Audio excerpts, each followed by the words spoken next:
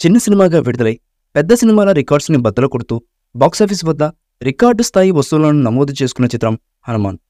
మహేష్ బాబు గారి సినిమాతో పోటీగా విడుదలవుతుంది. పాపం ఈ సినిమా పరిస్థితి ఏమిటో అని అందరూ భయపడ్డారు.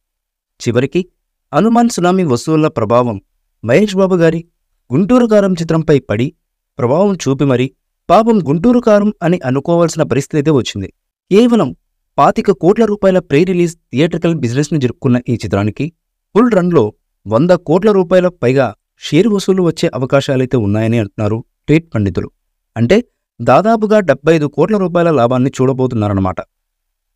ఈ సినిమాకి సీక్వెల్గా జై హనుమాన్ కూడా ఉంటుందని డైరెక్టర్ ప్రశాంత్ వర్మ ఇదివరకే తెలిపారు. హనుమాన్ చిత్రం చివరి షాట్లో హనుమంతుడు శ్రీరాముడికి ఒక ప్రమాణం చేస్తాడు. ఆ ప్రమాణం దేని గురించి అనే దానిపైనే జై హనుమాన్ చిత్రం ఉంటుందని డైరెక్టర్ ప్రశాంత్ వర్మ చెప్పారు. ఈ సినిమాలో తేజస్ అన్య హీరో కాదని, తక్కువ నిడివి ఉన్న పాత్రలో ఆయన కనిపిస్తాడని, సినిమా మొత్తం హనుమంతుడే కనిపిస్తాడని, ఆయనకి సపోర్టుగా 4 పాత్రలు నిలుస్తాయని చెప్పుకొస్తున్నారు సినీ విశ్లేషకులు. అయితే ఈ సినిమాలో హనుమంతుడి క్యారెక్టర్ మెగాస్టార్ చిరంజీవి గారు చేస్తాడనే టాక్ ఫిల్మ్ ఇండస్ట్రీలో చక్కర్లు కొడుతుంది. ప్రశాంత్ వర్మ ఆయన డేట్స్ కోసం ప్రయత్నిస్తున్నారట. కానీ హనుమంతుడి పాత్ర చెయ్యాలంటే ఖచ్చితంగా 6 ప్యాక్ బాడీ ఉండాలి. వెండి ధర మీద చూడగానే నిజంగా దేవుడనే అనుభూతి కలగాలి. ఈ వయసులో చిరంజీవి గారు అలా ఆడియన్స్ని ఆ పాత్ర ద్వారా మెప్పించగలడా అనేది ఇప్పుడు పెద్ద ప్రశ్న. ప్రశాంత్ వర్మ చిరంజీవి గారిని ఎలా చూపిస్తారనేది ఇప్పుడు అత్యంత ఆసక్తికరంగా మారింది.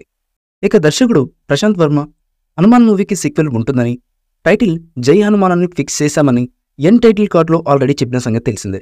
ఇదిలా ఉండగా 2025లో ఈ మూవీ ఉంటుందని స్పష్టం చేయడంతో ఇప్పుడు ఫలితం చూశాక సీక్వెల్ పై అంచనాలు విపరీతంగా పెరిగిపోతున్నాయి. దీని గురించి దర్శకుడు ప్రశాంత్ వర్మ స్పందించి కొంత క్లారిటీ ఇచ్చే ప్రయత్నం చేశారు. జై హనుమాన్ ప్రపంచం వేరుగా ఉంటుందట.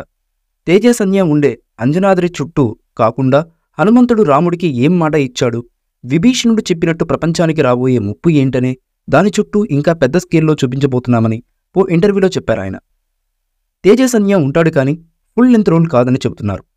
కాస్టింగ్ మొత్తం వేరే ఉంటారని, మొదటి భాగంలో కేవలం కొన్ని నిమిషాలు మాత్రమే నిజదర్శనం ఇచ్చిన హనుమాన్ని ఈసారి పూర్తిగా చూపిస్తారని అంటున్నారు.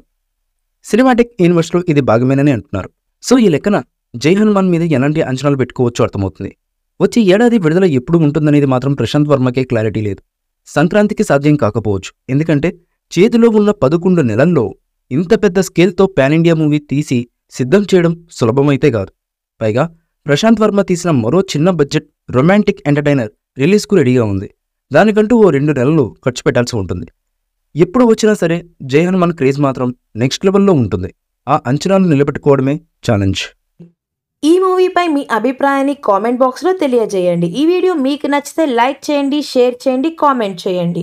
మరిన్ని అప్డేట్స్ కోసం మన ఛానల్ని సబ్స్క్రైబ్ చేయండి. అలాగే పక్కనే ఉన్న గంట సింబల్ని గట్టిగా టంగ్ టంగ్ అని కొట్టేసేయండి.